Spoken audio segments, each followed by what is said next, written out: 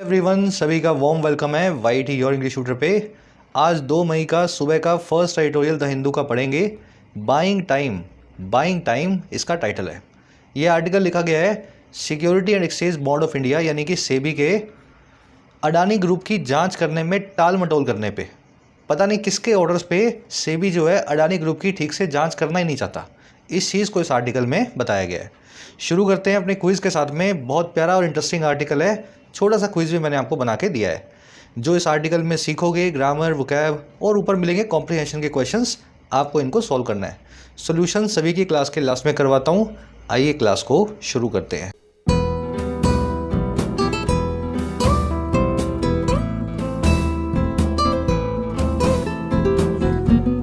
Alright, कह रहे हैं जी बाइंग टाइम। देखिए, बाय टाइम करना इंग्लिश में एक फ्रेज है। इसका मतलब होता है वक्त को खरीदना। अब वक्त को कैसे खरीदोगे भाई? कहाँ मिलता है, कौन सी दुकान पे? देखिए, वक्त को आप तब खरीदते हैं जब आप किसी प्रॉब्लम में फंसे हुए होते हैं और आप टाल मटोल करके कैसे भी करके थोड़ा सा वक्त आप अपने लिए निकालने की कोशिश करते हैं ताकि आप अपने आप को उस प्रॉब्लम से निकाल सकें। जैसे मैंने आपसे कुछ पूछा, आपको आंसर नहीं पता। क्लासिक एग्जांपल दे रहा हूँ बाय टाइम करने का। मैंने आपसे कुछ पूछा और आपको आंसर नहीं पता उसका, पर आप याद करना चाहते हो, आपको पता भी है।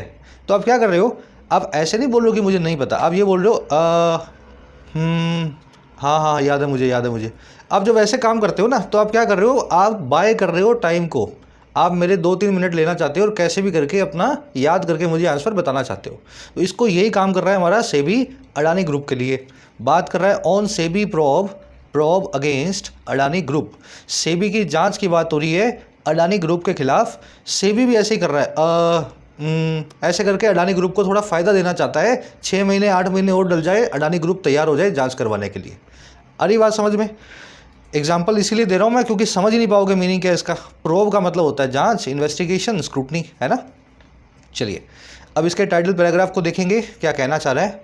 Correct dithering on the Adani group probe will dent SEBI's credibility. कह रहा है जी डाइथर ऑन करना। ये जो वर्ड है ना, डिथर या डाइथर दोनों बोल देते हैं इसको। इसका मतलब होता है प्रोक्रेस्टिनेट करना, टाल मटोल करना, ढीलम ढाल दिखाना, ड्रैग वंस फीट करना। कह रहा है जी ये जो ढीलम ढाल दिखाई जा रही है अडानी ग्रुप की जांच को लेकर के on the Adani group probe समझ गए ना, जांच। कह रहा है ये डेंट मारेगी, फ्यूचर में जाके ये नुकसान करेगी हमारे इस सेबी की भरोसेमंदी को, क्रेडिबिलिटी को, विश्वसनीयता को। समझ में आ गया? तो सेबी किसी के ऑर्डर्स पे कर रहा होगा अडानी ग्रुप को बचाने के लिए, है ना। तो वो जो कर रहा है ना, ये आने वाले टाइम में सेबी की ही भरोसेमंदी को ख़राब कर देगा, क्योंकि वक्त आने पे तो सेबी ऐसे काम करने लगता है। चलिए, डेथर करना यानी किसी चीज़ पे टाल मटोल करना। ऑन लगा के बताया जाता है जिस भी मामले पे आप डेथर कर रहे हो। डेथर को डॉडल भी बोलते हैं, इसके बाद भी ऑन आता है। प्रोक्रेस्टिनेट तो आपने सुना ही हुआ है, कॉमन सा वर्ड, ढीलम ढाल करने के लिए। और टू ड्रैग वंस फीट, आप चल नहीं रहे हो, बस अपने पाँव घसीट रहे हो कैसे भी करके वक्त को बाय कर सको। ड्रैग वंस फीट, है ना, ये भी एक इडियम है, इसका सिनोनिम है। वर्ब है इसकी विल डेंट का मतलब आप जानते हैं किसी चीज़ को नुकसान पहुंचाना, चोट मारना। क्रेडिबिलिटी आपकी भरोसेमंदी, विश्वसनीयता, आपकी ट्रस्ट वर्दीनेस या रिलायबिलिटी। चलिए, आर्टिकल ज़्यादा मुश्किल नहीं है लेकिन फुल ऑफ ग्रामर और वोकैब है। जल्दी से इस आर्टिकल की सारी वोकैब आपसे शेयर करेंगे ताकि आप इसको स्मूथली पढ़ सकें। और उसी के साथ में एक लाइक और एक शेयर ज़रूर से दिया करो सेशंस को। और हाँ, जिन बच्चों को ज़रूरत है गाइडेंस और सपोर्ट की अपने एग्ज़ाम्स की प्रिपरेशन के लिए, तो ज़रूर ही डाउनलोड करें YT your English tutor app को। आपकी अपनी ऐप है, कमेंट सेक्शन में इसका लिंक दिया हुआ है। ऐप पे आपको मिलेंगे कोर्सेज, जैसे कि राइटिंग का कोर्स है। यहाँ पे बिल्कुल बेसिक से आपको मैं इंग्लिश में लिखना सिखाता हूँ। पहले थ्योरी, फिर साथ में प्रैक्टिकल और प्रैक्टिस। किसी भी एग्ज़ाम का डिस्क्रिप्टिव आप इससे क्रैक कर सकते हैं, चाहे यूपीएससी हो, सीएपीएफ हो, जुडिशरी हो, बैंकिंग हो। 60 to 80 आवर्स का कोर्स है, फ़ायदा ले सकते हैं, हज़ारों लोग ले चुके हैं। बेसिक से सिखाने वाला कोर्स है राइटिंग का। इसी के साथ में आपको कोर्स मिलेगा बैंकिंग का। बैंकिंग कोर्स में बैंक के सारे exams, clerical, PO, prelims, mains, हर वैरायटी का क्वेश्चन आपको यहाँ पे तैयार करवाया जाता है, बिल्कुल लॉजिक के साथ में। एसएससी का कोर्स भी अवेलेबल है। एसएससी के सभी एग्जाम्स का प्रीलिम्स और मेंस इसमें कवर्ड है। हर क्वेश्चन को डिटेल्ड अप्रोच के साथ में आपको यहाँ तैयार करवाया जाता है। मार्क्स को सीधे सीधे बूस्ट करने के लिए एसएससी बैंक कोर्स से प्रैक्टिस कर सकते हैं। ऐप से रिलेटेड कोई भी क्वेश्चन हो, ये टीम का व्हाट्सअप नंबर है, इस पर व्हाट्सअप करें। ऐप का लिंक कमेंट सेक्शन में दिया हुआ है। चलो जी, वोकैब शीट है आज 2 मई की। पहला वर्ड है अपना मैसेकर। देखिए मैसेकर का मतलब आप जानते ही हैं, ब्लड शेड या कार्नेज, खून खराबा बोलते हैं हिंदी में, है ना। इसको जिनोसाइड, ब्लड बाथ भी बोल सकते हैं। एथनिक क्लिनजिंग, एथनिक मतलब किसी रेस की, किसी जाति की, क्लिनजिंग मतलब सफाया। तो ब्लड बाथ में आप किसी जाति को मारने की कोशिश करें, किसी रेस को मारने की कोशिश करें, तो आप उसका सफाया भी कर रहे होंगे। और पोग्राम भी एक एडवांस वर्ड है, नरसंहार के लिए, ब्लड बाथ के लिए यूज़ किया जाता है। अब इनमें से याद रखने वाले वर्ड्स कौन कौन से हैं? जिनोसाइड सबको याद होता है, मैसेकर आपको याद रखना है, कॉमन सा ही वर्ड है। कार्नेज थोड़ा सा एडवांस्ड है और पोग्राम थोड़ा सा एडवांस्ड है। Civil wars often give birth to massacres, carnages, blood sheds, blood baths, genocides और पोग्राम्स। गृह युद्ध जो हैं अक्सर वो जन्म देते हैं नरसंहारों को, बड़े स्केल पे खून खराबे को। ये वर्ड आर्टिकल में आज आप देखेंगे, ब्लड बाथ।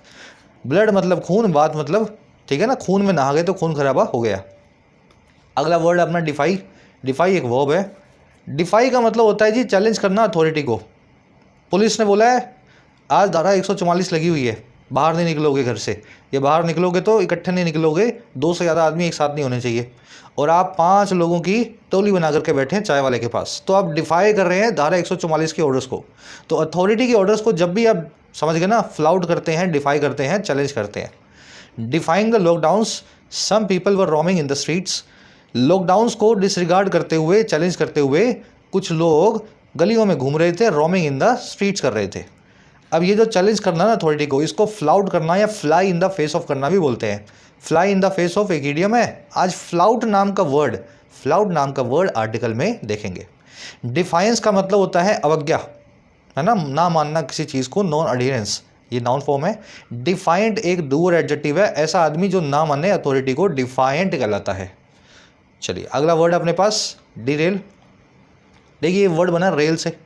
अगर आप डी प्लस में रेल कर रहे हो तो किसी चीज़ को या किसी गाड़ी को उसकी पटरी से उतार रहे हो, या किसी प्रोसेस को अपसेट कर रहे हो। आप पढ़ाई करते हो रोज़ 6 घंटे, फिर आपके घर में कुछ फंक्शन हुआ, उसके बाद आपका 3, 4, 5, 7 दिन पढ़ाई के बिना गुजरा, तो आप बोल सकते हो कि भाई इस फंक्शन की वजह से, इस प्रोग्राम की वजह से मेरी पढ़ाई जो है वो डिरेल हो गई। आ रही बात समझ में?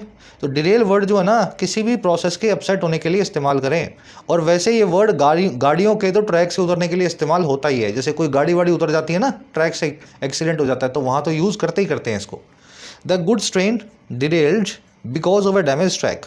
जो गुड्स ट्रेन थी, जो मालगाड़ी थी, पटरी से उतर गई, डिरेल कर गई एक टूटे हुए ट्रैक की वजह से, डैमेज ट्रैक की वजह से। ये इसका लिटरल मीनिंग है, कोई गाड़ी ही पटरी से उतर जाए। अब देखो किसी प्रोसेस को पटरी से उतारेंगे। Drugs and alcohol have derailed the lives of many celebrities. Drugs और एल्कोहल ने पटरी से उतारा है जीवन को, जिंदगियों को, कई बड़े लोगों की, सेलिब्रिटीज़ की। रैक और डिफ्लेक्ट इसके सिनोनिम्स हैं, आज ये वर्ड आर्टिकल में देखेंगे। स्पीशियस 2-3 दिन पहले ही आया था। स्पीशियस मतलब सस्पिशियस, ऐसी चीज़ जिस पे शक हो, शुबा हो, जो इनऑथेंटिक सी लगे, जो मिसलीडिंग हो या फॉल्स हो, वो कहलाती है स्पीशियस। स्पीशियस को स्पूरियस, ड्यूबियस, डिसइंजीनियस भी बोलते हैं। 3 दिन पहले भी ये वर्ड आया था, आज भी आ रहा है। ब्रेक करके इस वर्ड को मैंने आपको कई बार बताया हुआ, डिसइंजीनियस। आपने जेन्युइन, जो देखो इसमें जेन्युइन वाला वो जो आ रहा है ना छोटा सा फ्रेज, डिसइंजेन्युअस, आप में जेन्युइन पना ही ना हो, जब आप में डिस कर दें जेन्युइन पना, तो आप जो है मिसलीडिंग हो जाएंगे, आप थोड़े से स्पूरियस या सस्पिशियस हो जाएंगे। तो ऐसे इस वर्ड को आप याद कर सकते हैं, डिसइंजीनियस को। All claims of the company prove to be specious. Company के सारे क्लेम्स निकल करके आए, साबित हुए मिसलीडिंग, स्पीशियस या समझ गए ना, गलत। चलिए लास्ट वर्ड है आज का, सर्कमवेंट, सेकंड लास्ट वर्ड है। देखिए वर्ड ब्रेक करके मैंने बहुत बार बताया आपको, याद आपको ऐसे ही करना है। गो से बना है वेंट, सर्कम मतलब सर्कल यानी घूम करके, सर्कल गोल होता है ना। आपको यहाँ से लेकर के यहाँ जाना है, लेकिन रास्ते में कोई रुकावट है, इस रुकावट से आप निकल नहीं पा रहे हो, तो आप क्या करोगे? ऐसे चले जाओगे, ऐसे चले जाओगे, ऐसे चले जाओगे। तो ये जो आप ऐसे ऐसे ऐसे कर रहे हो ना, किसी चीज़ को इवेड करने के लिए, बाईपास करने के लिए, जुगाड़ करने के लिए, यही अंग्रेजी में कहलाता है घूम करके जाना या सर्कमवेंट करना। आ रही है बात समझ में? बाईपास करना, जुगाड़ करके किसी काम को करना, जो काम आपसे हो नहीं रहा उसको कैसे भी करके मैनेज करना, सर्कमवेंट कहलाता है।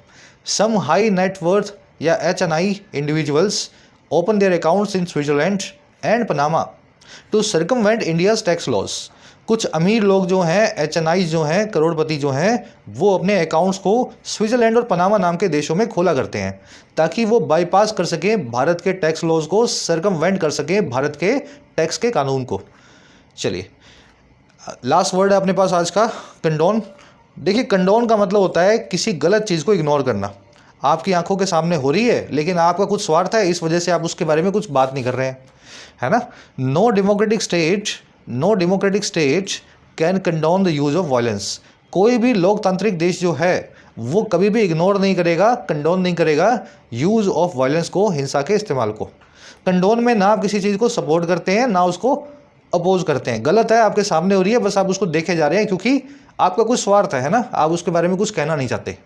इसको turn a blind eye to something भी बोलते हैं, किसी चीज़ के सामने अंधे हो जाना, है ना। आपके सामने कुछ हो रहा है पर आप अंधे हो गए हो, आप कुछ कहना नहीं चाह रहे हो। To turn a blind eye to something. चलिए, 5-6 वर्ड्स डिटेल में हो गए। अब आ जाओ आर्टिकल पे। अब पढ़ोगे तो ये वर्ड्स जहाँ आएंगे ना, मीनिंग आपको जो है निकलेगा अपने आप से। आर्टिकल की एक समरी आपको देंगे। देखो, समरी ये है कि जब से अडानी ग्रुप की रिपोर्ट आई है हिंडनबर्ग की, जिसमें यह लिखा गया है कि Adani group business mall practices में इन्वॉल्व है, स्टॉक को मैनिपुलेट करता है, कर्जे पे लेकर के कंपनी को चला रहा है, तब से अडानी ग्रुप के शेयर प्राइसेस बहुत गिरे हैं। और सुप्रीम कोर्ट ने सेबी को एक ऑर्डर दिया कि आप अडानी ग्रुप की इन एलिगेशंस को इन्वेस्टिगेट करो। साथ ही सुप्रीम कोर्ट ने एक इंडिपेंडेंट कमेटी को भी ऑर्डर किया, सपड़ा कमेटी इसको बोलते हैं, वो भी अडानी ग्रुप के सभी एलिगेशंस को इन्वेस्टिगेट कर रही है।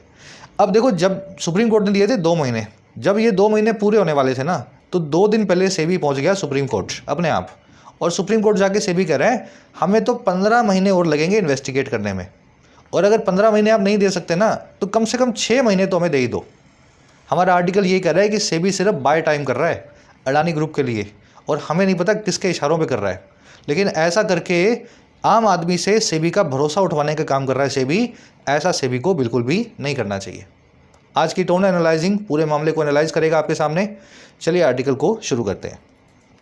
कह रहा है जी, barely 2 days before the expiry of a Supreme Court stipulated deadline to probe allegations raised by Hindenburg research about misdemeanours and violations of stock market norms by the Adani group. इतना पढ़ लो, फिर उसके बाद में सेंटेंस तो यहाँ से शुरू होगा, ये तो एक्स्ट्रा इन्फॉर्मेशन है। कह रहा है जी, बेयरली यानी मुश्किल से, बेयरली, हार्डली, स्केर्सली, इसका मतलब होता है बड़ी मुश्किल से। कह रहा है जी, बड़ी मुश्किल से 2 दिन पहले, और किसके, उस एक्सपायरी के, उस पीरियड के ख़त्म हो जाने के, जो है सुप्रीम कोर्ट के द्वारा स्टिपुलेट की गई, सुप्रीम कोर्ट के द्वारा मैंडेट की गई, ज़रूरी बनाई गई एक डेडलाइन का। कह रहा है उस डेडलाइन के कट ऑफ के 2 दिन पहले हुआ क्या। कह रहा है ये वही डेडलाइन थी जो प्रोब करने की थी, इन्वेस्टिगेट करने की थी उन एलिगेशंस को, उन आरोपों को जो रेज किए गए हैं, उठाए गए हैं हिंडनबर्ग रिसर्च नाम की कंपनी के द्वारा। और जो किस बारे में है भाई, ये एलिगेशंस अबाउट लगा के बता रहा है, ये बारे में है उस मिसडिमीनियर्स के। मिसडिमीनियर क्या होता है, बड़ा आसान है। डिमीनियर मतलब बर्ताव, व्यवहार, और मिस का मतलब गलत, तो मिसडिमीनियर मतलब मिसकंडक्ट, गलत व्यवहार जो आपको नहीं करना चाहिए। तो ये सारे के सारे एलिगेशंस थे गलत व्यवहार के बारे में, गलत कामों के बारे में, और उन उल्लंघनों के बारे में, वॉलेशंस के बारे में जो है स्टॉक मार्केट की नॉर्म्स का, और जो किया गया है अडानी ग्रुप के द्वारा। कह रहे हैं जी, इस डेडलाइन के ख़त्म होने के मुश्किल से 2 दिन पहले हुआ क्या। कह रहे the security and exchange board of India और SEBI has sought at least 6 more months from the court to finalise its findings. कह रहे हैं हमारे सेबी ने, जिसका नाम है security exchange board of India, और जिसका काम होता है स्टॉक मार्केट्स को रेगुलेट करना, कह रहे हैं हमारे मार्केट रेगुलेटर ने मांगा है, सीख किया है कम से कम 6 महीने और किससे, कोर्ट से, यानी सुप्रीम कोर्ट से, ताकि ये फाइनलाइज कर सके, अपनी फाइंडिंग्स को फाइनल करके फाइंडिंग्स को दे सके। तो ये हुआ है पूरा मामला, समझ गए। मुश्किल से 2 दिन पहले सेबी आया डेडलाइन ख़त्म होने के, और क्या बोल रहे हैं, हमें 6 महीने और दे दो, कम से कम 6 तो दे दो। आगे बताएगा ये 15 महीने मांग रहा है सेबी एक्चुअल में। तो चलिए, सेबी की वर्ब है हैज़ सॉट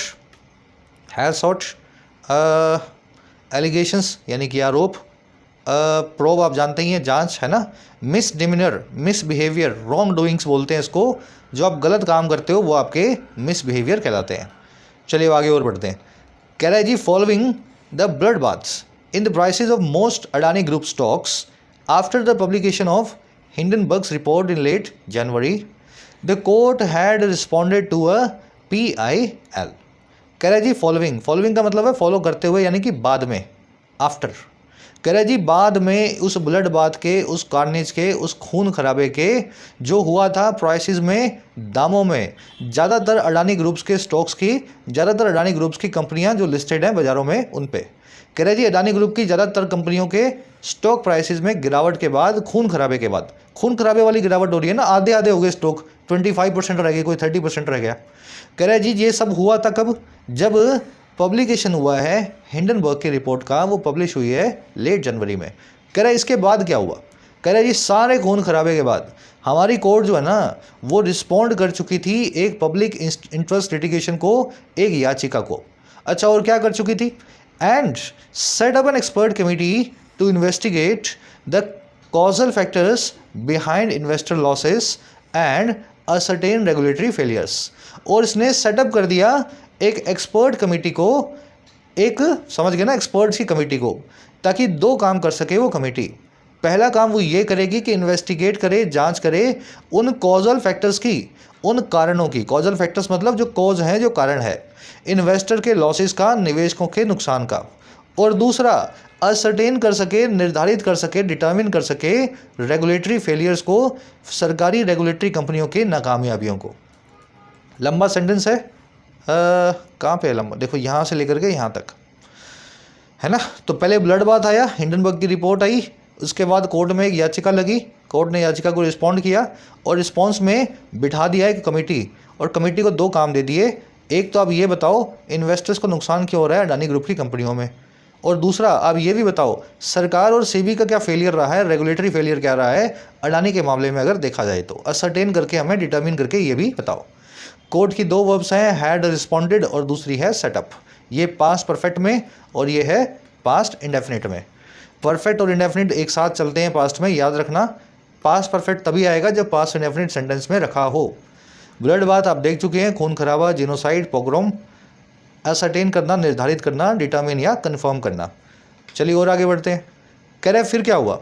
कह रहे the SEBI chief who term the Hindenburg Adani linked issues as the elephant in the room was to ensure the committee gets the information it needs. कह रहे सेबी ने भी गुड फेथ में पूरा जो है सुप्रीम कोर्ट को सपोर्ट किया। सेबी के जो चीफ थे उन्होंने टर्म कर दिया, उन्होंने नाम दे दिया, उन्होंने नेम या ब्रांड कर दिया हिंडनबर्ग और अडानी के इशू को। और कैसे? एलिफेंट इन द रूम की तरह। ये एडीएम कल ही करवाई थी आपको मैंने, कल के आर्टिकल में आई नहीं थी लेकिन वैसे ही मैंने आपको बता दी थी। To sweep something under the carpet को जब आप करते हैं तो आप एलिफेंट इन द रूम को पैदा करते हैं, है ना। कल की क्लास में देखना, एलिफेंट इन द रूम का मतलब होता है कमरे में खड़ा हुआ हाथी, या जीवन में खड़ी हुई एक ऐसी परेशानी जो आपको साफ साफ दिखाई दे रही है लेकिन आप उसको इग्नोर कर रहे हैं क्योंकि उस परेशानी से आप उलझना नहीं चाहते हैं, है ना। तो सेबी के जो चीफ है ना उन्होंने फुल सपोर्ट दिया सुप्रीम कोर्ट को। उन्होंने भी बोला कि अडानी ग्रुप तो एलिफेंट इन द रूम है, ये एक ऐसा इश्यू है जिसको हमें जल्दी से जल्दी एड्रेस करना ही चाहिए। कह रहे ये जो चीफ है ना, ये चीफ ये करने वाले थे इंश्योर, वॉज टू इंश्योर, इस चीज़ को सुनिश्चित कि जो कमेटी है उसको मिलती है वो सारी इंफॉर्मेशन जिसकी इसको ज़रूरत है, विच इट नीड्स। आगे बात समझ में। सेबी जो सेबी चीफ है, सेबी चीफ इनकी वर्ब है वास, हु की वर्ब है टर्म्ड, हु आया सेबी चीफ के लिए। टर्म करना मतलब किसी चीज़ को नाम देना। Term verb, name verb, brand verb, consider verb, ये सारी वर्ब्स जो हैं अपने साथ में एज को नहीं लेती हैं। बहुत बार करवा चुके हैं कॉन्सेप्ट आपको, तो टेक्निकली यहाँ पे एज नहीं लगना चाहिए। टर्म, कॉल, नेम, कंसीडर, ये वर्ब्स को एज नहीं देना। एलिफेंट इन द रूम आप देख चुके हैं। एन इशू जो एक एलिफेंट की तरह है, बड़ा सा है, आपके कमरे में खड़ा है, आप उसको देख भी रहे हो लेकिन आप उसको इग्नोर कर रहे हो। कमेटी की वर्ब गेट्स, इट की वर्ब नीड्स। और क्या हुआ? कह रहा है separately the court task the regulator to speedily conclude its ongoing probe into the group for violation of it regulations. तो ये जब कमेटी बनाई, सेबी ने बोला हम फुल सपोर्ट देंगे कमेटी को। कह रहा है उसी के साथ में अलग से कोर्ट ने टास्क कर दिया रेगुलेटर को। व्हेन यू टास्क समवन, आप उस आदमी को कोई काम दे रहे हो, तो कोर्ट ने काम दे दिया सेबी को कि वो भी स्पीडली कंक्लूड करे, जल्दी से कंक्लूड करे अपनी चलती हुई प्रॉब को, ऑनगोइंग प्रॉब को, जांच को जो हो रही है इस ग्रुप में। और किस लिए हो रही है? उन उल्लंघनों या वायलेशंस के लिए जो है इसकी रेगुलेशंस की। तो सेबी तो पहले से ही जांच कर रहा था, 2 साल पहले से चल रही है सेबी की जांच, आपको पता नहीं होगा। सेबी के पास बहुत कंप्लेंट्स आई हैं, तो सेबी 2021 से अडानी ग्रुप की जांचें करवा रहा है। तो कोर्ट ने ये भी बोला कि कमेटी तो हमने बना दी है, साथ में सेबी जी हैं, आपको भी अपनी जांच को चालू रखना और जल्दी से पूरा करके हमारे पास सबमिट करो। कोर्ट की वो टास्क, ऑनगोइंग का मतलब है जो जारी हो, जो कंटिन्यूइंग हो, इन प्रोग्रेस हो। कैरेट also sought a look into whether the group had flouted the minimum public share holding norms.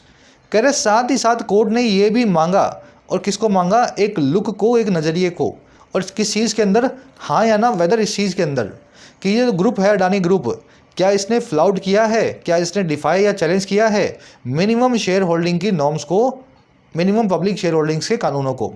और क्या किया है, failed to disclose party related transactions and manipulated stock markets. और क्या ये फेल रहा है, नाकामयाब रहा है डिस्क्लोज करने में रिलेटेड पार्टी ट्रांजैक्शंस को। ये वो ट्रांजैक्शंस होती हैं जो करने से पहले आपको सेबी से अनुमति लेनी होती है। आप अपना स्टॉक बेच रहे हो, अपना स्टॉक खरीद रहे हो, तो आप अपने स्टॉक को मैनिपुलेट करोगे, तो कंपनियों के मालिक जो हैं कभी भी सीधे सीधे बाजार में ट्रेडिंग नहीं कर सकते हैं। डिस्क्लोज करने में क्या खुद की कोई ट्रेडिंग, कोई रिलेटेड पार्टी ट्रांजैक्शन को ये फेल रहे हैं, या फिर इन्होंने मैनिपुलेट किया है, खेला है, छेड़छाड़ की है स्टॉक प्राइसेस के साथ।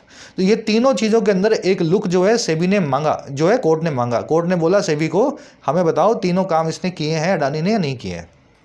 8 की वर्ब है सॉट, ग्रुप की वर्ब है 3, group had flouted, group had failed and group had manipulated. ये तीनों काम ग्रुप ने अगर पास परफेक्ट में किए हैं तो कोर्ट ने उसको पास इंडेफिनिट में मांग लिया। ठीक है, तो पास परफेक्ट और इंडेफिनिट साथ ही चलेंगे, याद रखना है इसको। चलिए, और कुछ देखने वाला लग नहीं रहा ना इसमें। फ्लाउट करना तो देख ही चुके आप, अथॉरिटी को डिसरिगार्ड करना, मैनिपुलेट करना, किसी चीज़ को छेड़छाड़ करके चेंज करना, है ना, टेम्पर विद करना। कह रहे थे 2 month deadline set for SEBI and the expert committee led by farmer court जज AM सपड़े एंड्स ऑन May 2। कह रहे फिर ये दोनों को डेडलाइन मिली थी 2 महीने की, जो सेट थी सेबी के लिए और एक्सपर्ट कमेटी के लिए, और वो कमेटी जो लेड बाय थी, जिसकी अगुवाई में थे फॉर्मर जज मिस्टर AM सपड़े। कह रहा ये डेडलाइन जो है, ये कट ऑफ डेट जो है, ये ख़त्म हो जाती है 2 मई को, ऑन May 2। कह रहा SEBI's last minute plea for more time shall also affect if not effectively derail the deliberations of the justice Sapre panel. कह रहा है सेबी की लास्ट मिनट प्ली जो है, आखिरी मिनट पे सेबी की जो कोर्ट को जो अभी रिक्वेस्ट आई है, प्ली का मतलब होता है रिक्वेस्ट, और किस चीज़ की, और वक्त की, मोर टाइम की। कह रहा है ये भी साथ साथ अफेक्ट करेगी, प्रभावित करेगी, इम्पैक्ट करेगी अगर ये डिटेल ना भी करे, अगर पटरी से ना भी उतारे। और किसको अफेक्ट करेगी, उन डेलिब्रेशंस को, उन बातचीतों को जो है जस्टिस सपड़े पैनल की। तो सपड़े पैनल ने भी कुछ डेलिब्रेट किया होगा, कुछ सोचा होगा, कुछ बातचीत की होगी, है ना। तो जो भी विचार विमर्श कर रहे हैं ना, वो सारे अफेक्ट हो जाएंगे सेबी की प्ली से।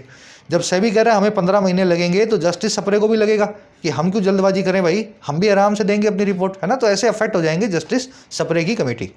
प्ली की वर्ब है shall also effect if not Daryl, Daryl भी इसकी वर्ब है। ये बीच में जो है ना एडिशनल इन्फॉर्मेशन है, अगर ये डिटेल ना भी करे, अगर ये पटरी से ना भी उतारे, तो भी अफेक्ट तो करेगी, हल्का फुल्का प्रभाव तो छोड़ेगी। डेलिब्रेशंस आप देख चुके हैं, कंसल्टेशंस, बातचीत, डिस्कशंस। चलिए अब आ जाओ नेक्स्ट पैराग्राफ पे। कह रहा है जी द रेगुलेटर, अब ये यहाँ पे आपको बताएगा कि सेबी की गलती क्या है, सेबी ऐसा क्यों कर रहा है। कह रहा है the regulator has crystallised a prima facie view on some issues including a dozen suspicious transactions that pertain to misrepresentation of financials, circumvention of norms and possible fraud.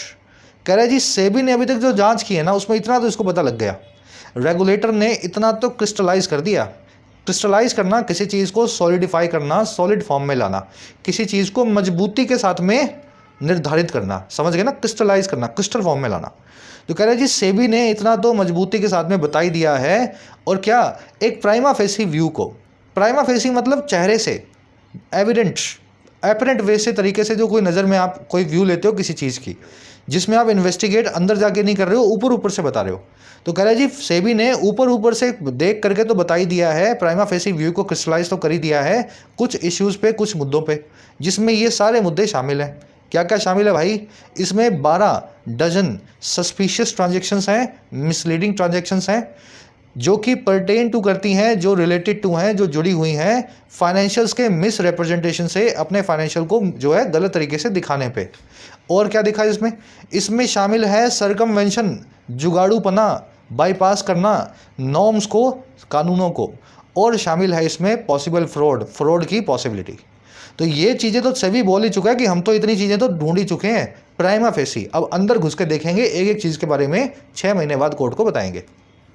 Regulator की वर्ब है हैज़ क्रिस्टलाइज आपके लिए नया word है। इसका मतलब होता है किसी चीज़ को मजबूती के साथ में डिटर्मिन करना।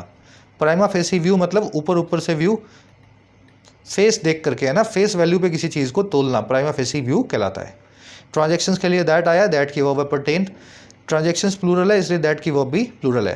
परटेन करना मतलब रिलेट टू करना। If something is related to another thing, that thing pertains to जो है अनदर थिंग। रिलेट और परटेन एक ही बात है, याद रखें। रिलेट भी अपने बाद टू लेता है, परटेन भी अपने बाद में टू लेता है। Suspicious, spurious, disingenuous, dubious, doubtful, misleading, याद है ना सारे वर्ड्स। सर्कमवेंशन होता है बाईपास करना। आपको यहाँ से लेकर के यहाँ जाना था लेकिन रास्ते में कुछ रखा हुआ है तो आप सर्कमवेंट कर रहे हो। तो अडानी ग्रुप भी ऐसे ही नॉर्म्स को सर्कमवेंट कर रहा है, सरकारी कानूनों को बाईपास कर रहा है। चलिए, कह रहा है जी however it has cited the complexities of transactions to argue that a detailed assessment would normally take 15 months. कह रहा है हालांकि इसने साइट किया है, सेबी ने हवाला दिया है, और किनका? उन कॉम्प्लेक्सिटीज़ का, पेचीदगियों का, उन डिफ़िकल्टीज़ का जो है ट्रांजैक्शंस की। और क्यों साइट किया इसने भाई? साइट किया आर्ग्यू करने के लिए, ये दलील देने के लिए कि एक डिटेल्ड असेसमेंट जो है, एक एग्जॉस्टिव जो जायज़ा जो है, कह रहा है वो नॉर्मली टेक लेगा 15 महीने, यानी कि 1.5 साल, सवा साल। And it is trying to do it in 6 months, और ये कोशिश कर रहा है इस काम को 6 महीने में करने की। तो सेबी ने बोला ये सब हमें दिखा, लेकिन जब डिटेल्ड अगर आपको चाहिए रिपोर्ट तो हमें 15 महीने लगेंगे, और हम कोशिश कर रहे हैं कि 6 महीने में इस काम को कर दें, अब हमें 6 महीने और दे दो। ठीक है। इट की वर्ब है हैज़ साइटेड, इट आया सेबी के लिए। साइट करना, हवाला देना किसी चीज़ का। कॉम्प्लेक्सिटी आप जानते ही हैं, पेचीदगियाँ, डिफ़िकल्टीज़, किसी चीज़ की इंट्रिकेसीज, है ना। चलिए, असेसमेंट की वर्ब है वुड टेक, असेसमेंट लेगी 15 महीने। और इट की वर्ब है इज ट्राइंग, इट आया सेबी के लिए। कह रहा है even if one leaves aside the merit of the complexity card played by a professionally led independent regulator with a primary mandate to protect investor interest, the timeline suggested are disingenuous. कह रहा है जी सेबी की बात मान भी लें, अगर कोई आदमी लीव असाइड कर भी दे, साइड में रख भी दे उस मेरिट को, उस गुण को, उस फीचर को जो है कॉम्प्लेक्सिटी कार्ड का जो प्ले किया है। देखिए कॉम्प्लेक्सिटी कार्ड क्या होता है, आपने कॉम्प्लेक्सिटी को एक बहाना बना दिया। ये कार्ड जो है ना, कार्ड ये बहाने का एक सिनोनिम है। आप कभी कभी बहाना बनाते हो ना, जैसे आपने कई बार देखा होगा नेता जो है कभी कभी कास्ट का कार्ड खेलते हैं, कास्ट का बहाना बना करके अपने वोट इकट्ठे करते हैं। कुछ नेता रिलीजन का कार्ड खेलते हैं, है ना। तो इस तरीके से सेबी ने कॉम्प्लेक्सिटी का कार्ड खेला है, कार्ड को प्ले किया है। कह रहा है अगर उसकी मेरिट को हम साइड में छोड़ भी दें, इस कार्ड की जो एडवांटेज है, जो ट्रेट है, इसको हम साइड में रख भी दें, और किसके द्वारा? वो भी एक ऐसी इंडिपेंडेंट रेगुलेटर के द्वारा जो प्रोफेशनली लेड है, जिसमें भारत के सबसे बड़े स्टॉक मार्केट प्रोफेशनल्स काम करते हैं, और जिसका एक प्राइमरी मैंडेट ही यही है, सबसे बड़ा उसका हुक्म ही यही है, सरकारी मैंडेट, कि वो प्रोटेक्ट करेगा इन्वेस्टर के इंटरेस्ट को। कह रहा है अगर सेबी की इस बात को मान भी लेना, जो मानने लायक नहीं है, कह रहा है फिर भी जो टाइमलाइन से सजेस्ट कर रहा है ना, जो ये 15 महीने 6 महीने बाद कर रहा है, ये डिसइंजीनियस है, ये मिसलीडिंग है, ये सस्पिशियस है। आई बात समझ में? तो सेबी के लिए कोई भी चीज़ कॉम्प्लेक्स नहीं होनी चाहिए। सेबी तो काम ही ये है कि कॉम्प्लेक्स चीज़ों को मार्केट के अंदर इसको देखना है। फिर भी ये कॉम्प्लेक्सिटी की बात करता है, मान लेते हैं, पर ये 15 महीने की बात बिल्कुल गलत है। 2 महीने 3 महीने मांगता तो इसको दिए जा सकते थे। वन की वर्ब है लीव्स, टाइमलाइंस की वर्ब है आर। डिसइंजीनियस आपको बता दिया, स्पूरियस, है ना, ऐसी चीज़ जो है सस्पिशियस हो, जो डिसेप्टिव लगे, मिसलीडिंग लगे। मैंडेट होता है आपका हुक्म, आपका ऑर्डर, आपकी कमांड। सेबी को मैंडेट मिला है लोगों के, पब्लिक के, इन्वेस्टर के इंटरेस्ट को देखे। आरबीआई को मैंडेट मिला है महंगाई को देखो, सारे बैंक्स को देखो, है ना। हर कंपनी का, हर सरकारी एजेंसी का कुछ ना कुछ मैंडेट होता है। कह रहा है if SEBI does submit its report to the court by this November, it would mark 10 months since the Hindenburg report and almost 2 years since it initially started examining complaints against the group. कह रहा है अगर सेबी सच में submit करता है, does submit क्या कर रहा है यहाँ पे, एक्चुअल में आपको सबमिट लिखना चाहिए, डज लगा करके आपने सबमिट वर्ब पे जोर डाला है, इसको बोलते हैं एम्फेटिक हेल्पिंग वर्ब।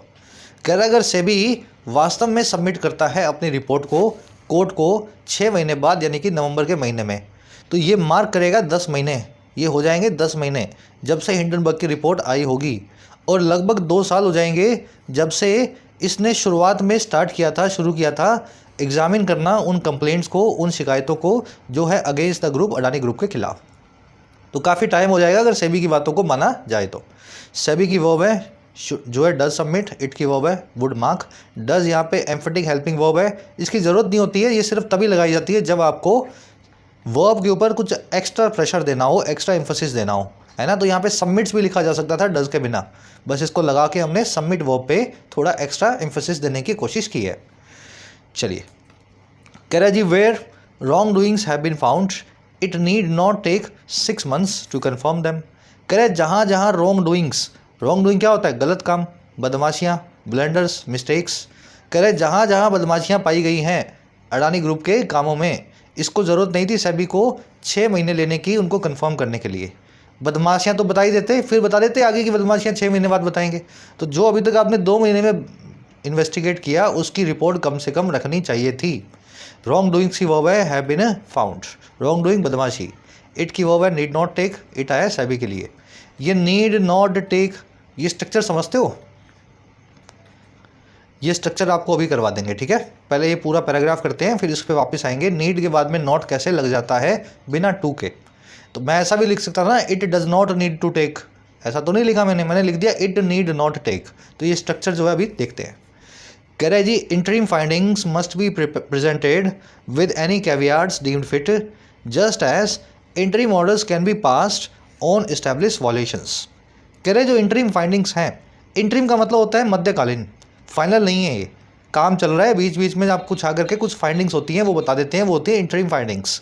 कह रहे जो टेम्परेरी फाइंडिंग्स हैं उनको प्रेजेंट किया ही जाना चाहिए था सेबी के द्वारा, चाहे कोई कैवियार्ड ही लगा देते, चाहे कोई स्पेशल रिस्ट्रिक्शन ही लगा देते, जहाँ डीम किया जाता है उसको सही, जहाँ कंसीडर किया जाता है उसको फिट। अब ये बोल देते अडानी ग्रुप ने हमारे हिसाब से 50,000 करोड़ का तो गलत काम किया ही किया है ना। हाँ, हम कैवियाट लगा रहे हैं कि ये 50,000 करोड़ 40,000 भी हो सकता है और 60,000 भी हो सकता है। तो ऐसी कुछ कैवियाट लगा के, है ना, एक रेंज ही तो बता ही सकते थे अब क्या क्या हुआ है अडानी ग्रुप में जो आपको पता लगा। करेगी बिल्कुल वैसे ही जस्ट एज इंटरिम ऑर्डर्स को पास किया जा सकता है इस्टेब्लिश वॉल्यूशंस पे।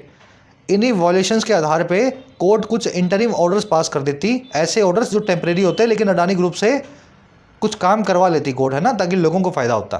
कह रहा है 10 इन्फॉर्मिंग एंड प्रोटेक्टिंग इन्वेस्टर्स, इस प्रकार से इन्फॉर्म और प्रोटेक्ट कर देते हैं इन्वेस्टर्स को, rather than condoning them in the name of uncovering the big picture, बजाय उनको कंडोन करने के, बजाय उनको डिसरिगार्ड करने के, इस नाम पे इन द नेम ऑफ जो है अनकवर करना, सबके सामने लाना बड़ी तस्वीर को। आई बात समझ में। तो ऐसा हुआ है, इंटरिम फाइंडिंग्स आपको बता देनी चाहिए थी, उसी आधार पे कोर्ट कुछ छोटे मोटे काम कर लेती, लोगों का 4 पैसे बचा लेती इसी बीच में जब तक आप पूरी रिपोर्ट लाओगे, बजाय इन सारी वॉल्यूशंस को अब कंडोन करना पड़ेगा जो भी इसने निकाली थी सेबी ने। बड़ी पिक्चर के नाम पे हम छोटी पिक्चर देख ही नहीं पा रहे हैं। फाइंडिंग्स की वर्ब है मस्ट बी प्रेजेंटेड, इंटरिम मतलब टेम्परेरी, ऑर्डर्स की वर्ब है can be passed. Rather than के बाद में वर्ब की आईएनजी फॉर्म प्रेफर नहीं की जाती, रादर देन का मतलब होता है बजाय, लेकिन वर्ब की आईएनजी फॉर्म इसके बाद लगानी हो तो रादर देन की जगह आप लगाते हैं इंस्टेड ऑफ। ठीक है, ये कॉन्सेप्ट बहुत बार हो चुका है। बजाय की बात कर रहे हों और वर्ब की आईएनजी फॉर्म यानी जीरेंड का इस्तेमाल करना हो तो रादर देन की जगह वर्ब जो है इंस्टेड ऑफ का इस्तेमाल करें, और रादर देन के बाद में वर्ब की बेस फॉर्म या नाउन का इस्तेमाल किया जाता है, ये प्रिफर किया जाता है। ठीक है, इन द नेम ऑफ मतलब के नाम पे, जब भी कोई चीज़ किसी चीज़ के नाम पे करते हो ना तो इन द नेम ऑफ करते हैं आप। कह रहे जी for an issue that has undermined the credibility of the Indian market and its governance standards at a scale unmatched by the Satyam fiasco and IL&FS implosion. कह रहे एक ऐसे इशू के लिए जिसने अंडरमाइन किया है, कमज़ोर बनाया है भरोसेमंदी को भारतीय बाज़ारों की और भारत के गवर्नेंस के स्टैंडर्ड्स की, भारत के रेगुलेटरी मैकेनिज्म की, और ऐसे स्केल पे पहुंचाया है, एट अ लेवल, ऐसे एक लेवल पे पहुंचाया है स्केल पे जो अनमैच्ड है, जिसकी कोई बराबरी नहीं है। यहाँ तक कि सत्यम नाम की कंपनी के डूब जाने के साथ, फियास्को के साथ, और ILFS नाम की कंपनी के इम्प्लोड कर जाने के साथ, जो है अपने अंदर ही समा जाने के साथ। इम्प्लोड करना मतलब किसी चीज़ का फट जाना, लेकिन अपने अंदर ही ख़त्म हो जाना एकदम, है ना, बाहर की तरफ नहीं, अपने अंदर की तरफ ही। कह रहे इन दोनों इम्प्लोजन्स के अंदर भी इतना बड़ा कुछ नहीं हुआ था जितना अडानी ग्रुप से नुकसान हुआ है। कह रहे कि ऐसे इशू के लिए SEBI's petition does not inspire confidence. SEBI जो बातें कर रहा है, जो पटिशन लगा रहा है कोर्ट में, बिल्कुल भी भरोसेमंदी को, कॉन्फिडेंस को इंस्पायर नहीं करता है। ठीक है, पटिशन की वर्ब है does not inspire. When you inspire confidence, आप भरोसेमंदी को पैदा करते हो। फियास्को एक वन वर्ड है बड़े से फेलियर के लिए, लिख देता हूँ मैं यहाँ फियास्को। इसको डिबैकल भी बोलते हैं, ठीक है, डिबैकल भी बोलते हैं। बड़े फेलियर के लिए फियास्को, और बड़ी सक्सेस के लिए ब्रेक थ्रू। ठीक है, वन वर्ड्स ये सारे हो चुके हैं। जो क्लास रेगुलर ले रहे हैं बच्चे, उनको एक एक वन वर्ड आता होगा, इसलिए क्लासेस में रेगुलर रहो। मैं तो ये कहता हूँ किसी भी टीचर को पकड़ लो, अपनी रेगुलर रीडिंग करो, और शाम को उस टीचर ने जो पढ़ाया है पहले खुद से रीड कर लो और शाम को उससे मैच कर लो।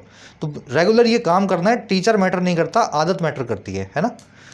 चलिए, कह रहे जी and that is bad news for investors in India's financial markets. और ये बहुत बुरी खबर है भारत के इन्वेस्टर्स के लिए फाइनेंशियल मार्केट्स के अंदर। चलिए, अंडरमाइन करना, कमज़ोर बनाना, फियास्को, डिबैकल, ब्रेक थ्रू आप देख ही चुके हैं, और इसमें कुछ देखने वाला है नहीं। अब जल्दी से इस नोट वाले कॉन्सेप्ट पे एक नज़र डालेंगे। देखिए, ये जो नीड है ना, नीड याद रखना, ये नीड एक नहीं है, दो तरह की वर्ब्स है। एक तो ये मेन वर्ब है, need, needed, needed, V1 V2 V3 ऐसे चलती है। और एक ये मॉडल वर्ब है जो सिर्फ नीड होती है प्रेजेंट टेंस में। और मॉडल वर्ब कब बनती है? ये मॉडल वर्ब बनाना कतई ज़रूरी नहीं है, आप इसको मेन वर्ब में चलाओ। लेकिन अगर सेंटेंस इंट्रोगेटिव है और नेगेटिव है, उस केसेस में आप इसको मॉडल वर्ब में चेंज कर सकते हो। सकते हो का मतलब समझ गए ना, ऑप्शन है करने का, चाहो तो करो, नहीं तो मत करो। अब मैं आपको ये दिखा देता हूँ कि मॉडल वर्ब कैसे बनाया जाता है नीड को, और जैसे ये मॉडल बनेगी आपके दिमाग में कॉन्सेप्ट बैठेगा। देखो, मेन वर्ब चल रहा है पहले, you do not need to thank me for anything. आपको ज़रूरत नहीं है मुझे किसी भी चीज़ के लिए धन्यवाद बोलने की, थैंक करने की। अब आपको यहाँ दो चीज़ें देखनी है। पहला तो ये जो मेन वर्ब में लिखा हुआ है नीड वर्ब को, आपने क्या यहाँ पे मेन वर्ब जो लिखी हुई है ये नेगेटिव सेंटेंस है या इंट्रोगेटिव सेंटेंस है या नहीं? हाँ जी, बिल्कुल ये नेगेटिव सेंटेंस है, इंट्रोगेटिव नहीं है पर नेगेटिव तो है ही। तो ये कंडीशन तो पूरी हो गई। और दूसरी चीज़, क्या इस सेंटेंस में नीड के बाद में एक infinitive, to thank, to play, to eat, to sleep आ रहा है या नहीं? बिल्कुल आ रहा है। जैसे ये दो कंडीशंस मेट होंगी, जैसे ही ये दो कंडीशन मेट होंगी, नीड वर्ब जो है अपने आप मॉडल वर्ब में चेंज की जा सकती है। और देखो कितना आसान है। मैं क्या करूँगा, मैं लिखूँगा यू सब्जेक्ट को। अब डू यहाँ पे आपकी हेल्पिंग वर्ब है, लेकिन नीड को मुझे मॉडल हेल्पिंग वर्ब बनाना है अब, तो मैं यहाँ लिख दूंगा नीड। हेल्पिंग वर्ब के बाद में नोट आता है तो आप लगा देंगे नोट।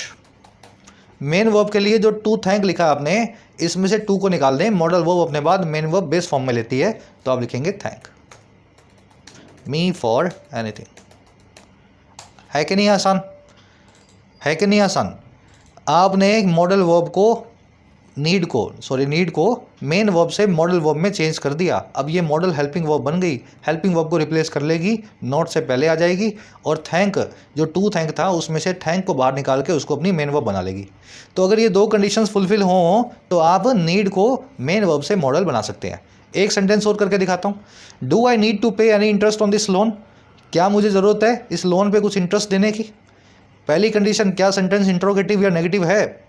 हाँ सर, नेगेटिव तो नहीं है लेकिन इंट्रोगेटिव है, लास्ट में क्वेश्चन मार्क लगा हुआ है। दूसरी कंडीशन, क्या सेंटेंस में इन्फिनेटिव आ रहा है? जी सर बिल्कुल आ रहा है, नीड टू पे लिखा हुआ है ना, तो इन्फिनेटिव भी आ गया। अब इसको मैं बना दूंगा सेमी मॉडल, ठीक है, मॉडल वर्ब में नीड को चेंज कर दूंगा। तो मैं क्या करूंगा, हेल्पिंग वर्ब शुरू में लगी हुई है डू, इसको निकाल दूंगा, नीड को हेल्पिंग वर्ब बना दूंगा, यहाँ लिख दूंगा नीड, सब्जेक्ट को लिखूंगा आई, टू पे में से पे को बाहर निकाल लूँगा, आगे लिख दूंगा any interest on this loan. Clear? इतना क्या किया मैंने? कुछ भी नहीं किया, जो पहले किया हुआ था वही किया हुआ है। यहाँ पे को मैंने मेन वर्ब बना दिया, टू को हटा के नीड को मैंने मॉडल वर्ब बना दिया, आगे हेल्पिंग वर्ब बना के ले आया, और हेल्पिंग वर्ब जो रखी हुई थी उसको निकाल दिया। अगर इस तरीके से चलोगे तो आप कभी भी नीड को चेंज कर सकते हैं मॉडल वर्ब की फॉर्म में, हेल्पिंग जो है मेन वर्ब से। समझ में आ गया कॉन्सेप्ट? अब ये देखो, she did not need to say that, उसको ऐसा कहने की ज़रूरत नहीं थी, उसको ऐसा कहने की ज़रूरत नहीं थी। सेंटेंस किस में है? पास्ट में।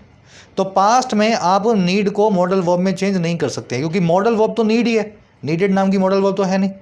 अगर यहाँ पे लिखना होता मुझे पास्ट में तो मुझे फिर ऐसा लिखना पड़ता, she needed not say that. गलत हो जाएगा। नीड वर्ब जो है पास्ट में होती नहीं है मॉडल वर्ब में, मॉडल फॉर्म में। तो मुझे यहाँ लिखना चाहिए नॉट पॉसिबल। पास्ट के अंदर मेन वर्ब ही बना करके रखो, मॉडल बनाने की ज़रूरत नीड को नहीं है। वैसे ही do we need their help, क्या हमें उनकी हेल्प की ज़रूरत है? यहाँ पे भी आप नीड वर्ब को मॉडल नहीं बना सकते हो क्योंकि नीड वर्ब के बाद कोई इन्फिनेटिव ही नहीं है। Do we need to go, do we need to play, to go to play, ऐसा कुछ है ही नहीं। जब इन्फिनेटिव नहीं है तब भी नीड जो है मेन वर्ब ही रहेगी, मॉडल वर्ब नॉट पॉसिबल। मैं कुछ आपको दूसरी कंडीशंस बता रहा हूँ जहाँ पे मॉडल नहीं बन पाएगी। चलिए लास्ट में एक सेंटेंस आपको दे रहा हूँ, खुद से इसको मॉडल बनाओ नीड को। Does Russia need to prolong this war, क्या रशिया को ज़रूरत है इस वॉर को लंबा खींचने की? Does Russia need to prolong this war. Helping verb की जगह नीड को ले आओ, इन्फिनेटिव को निकाल के टू निकाल के बेस फॉर्म बना दो, सेंटेंस आपका वैसा का वैसा बन जाएगा। सब लोग डालेंगे कमेंट्स में, खुद से बनाओगे तभी बनेगा। एक या दो बार जब खुद से बना लोगे ना तो ये नीड वाला कॉन्सेप्ट ज़िंदगी में कभी भी नहीं भूलोगे। चलिए अब जल्दी से अपने क्विज़ की तरफ बढ़ते हैं। अच्छा आर्टिकल था, खूब ग्रामर वोकैब है इसमें, अपना क्विज़ देख लो। पहले आपसे पूछ रहा है कि how does the passage describe the stance of SEBI with respect to investigation in the allegations made against the Adani group. कह रहा है कि पैसेज कैसे डिस्क्राइब करता है सेबी के स्टैंस को, सेबी की पोजीशन को, जो है विद रिस्पेक्ट टू, जो है जुड़ी हुई उस इन्वेस्टिगेशन से जो उन एलिगेशंस में है जो अडानी ग्रुप के खिलाफ लगाए गए हैं।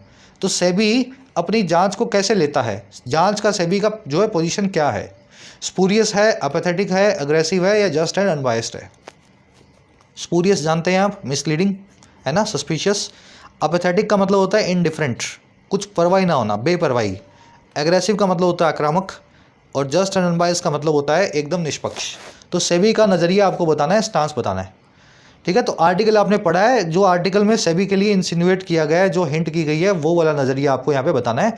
खुद से पहले एक बार कोशिश करो, फर्स्ट कमेंट में मैं आंसर डाल रहा हूँ, वहाँ से मैच कर लेना, ठीक है। सेकंड में आते हैं। सेकंड में पूछ रहे हैं जी कौन से एस्पेक्ट हैं अडानी ग्रुप के फंक्शनिंग के जिनको सुप्रीम कोर्ट ने इन्वेस्टिगेट करने के लिए सेबी को ऑर्डर किया है। क्या क्या चीज़ों को सुप्रीम कोर्ट ने बोला कि आप चेक करके बताओ। क्या सुप्रीम कोर्ट ने ये बोला कि कितने पैसे अडानी ने और उसके परिवार ने स्विस बैंक में डाले हैं? क्या सुप्रीम कोर्ट ने ये बोला कि किस किस पार्टी को अडानी चंदा देता है टैक्स जो है बचाने के लिए?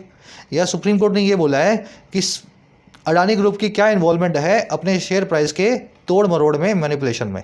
तो इनमें से जो जो चीज़ें सुप्रीम कोर्ट ने बोली हैं चेक करने को, वो चीज़ें आपको आंसर में रखनी है। हो सकता है ए और सी दोनों हो सकता है बी और सी दोनों हो। थर्ड में वन वर्ड है, एक बड़े फेलियर के लिए 2 वन वर्ड्स आपको करवाए थे, कोई भी एक लिख दो। चौथे में पूछा है turn a blind eye to something, इस ईडियम का क्या मीनिंग होता है? पोग्राम होता है, गंडोन होता है, स्पूरियस होता है या सर्कमवेंट होता है ना, मेरे ख्याल से निकाल लोगे। पांचवें में पूछा है आपसे सर्कमवेंट वर्ड का मीनिंग क्या है, सीधे सीधे इसका मीनिंग आपको निकालना है। छठवें में एक फ्रेज है इन the name of, in the name of होता है के नाम पर, के नाम पर। जब किसी की चीज़ के नाम पे कोई काम करते हैं ना तो अपने बोलते हैं इन द नेम ऑफ, है ना। तो इन द नेम ऑफ को एक फ्रेज को सेंटेंस में यूज़ करना है। कोशिश करो, बनाओ, कोई भी सेंटेंस आप बना सकते हो, है ना। कपल की हत्या कर दी गई ऑनर के नाम पे, the couple was murdered in the name of honour. अरे बात समझ में? तो किसी भी चीज़ के नाम पे जब कोई काम होता है फ्रेज लगाया जा सकता है। एक बार खुद से बनाओ, एक सेंटेंस आपको बना के देखना होगा। 7वें 8वें में 2 एरर्स मिलेंगी। पहली एरर मिलेगी आपको इस पोर्शन में और दूसरी एरर आपको मिलेगी वही नीड वाला कॉन्सेप्ट है इस पोर्शन में। चलो सभी क्वेश्चंस के आंसर फर्स्ट कमेंट में रखे हुए हैं, ऑफ कोर्स जाके चेक करो। आउट ऑफ 8 कितने मार्क्स मिले ज़रूर से बताना। पूरे मामले पे आपकी क्या राय है? 3-4 सेंटेंसेस में इंग्लिश में लिख सकें तो समरी में पोस्ट करें। कोशिश कर रहा हूँ मैं समरीज को चेक करने की जितनी हो सकती हैं, आपको आपका फीडबैक भी दिया जाएगा। Until then signing out. Courses available हैं ऐप पे, जाके फ़ायदा ले सकते हो। टाइम रहते ही कोर्सेज का फ़ायदा लेना है, ऐसा ना हो लास्ट मोमेंट पे आकर के आप मैसेज करें सर 15 दिन रह गए, 1 महीना रह गया। अभी जब वक्त है पढ़ने का तो पढ़ाई पे पूरा ध्यान दो। कंटेंट सारा अवेलेबल है एप्लीकेशन पे, राइटिंग का, एसएससी का और बैंकिंग का। ऐप को जाओ, कमेंट सेक्शन से डाउनलोड करो, फर्स्ट कमेंट से लिंक रखा है। कोई भी क्वेरी हो, ये नंबर है व्हाट्सएप का, टीम से आप मैसेज करके बात कर सकते हैं।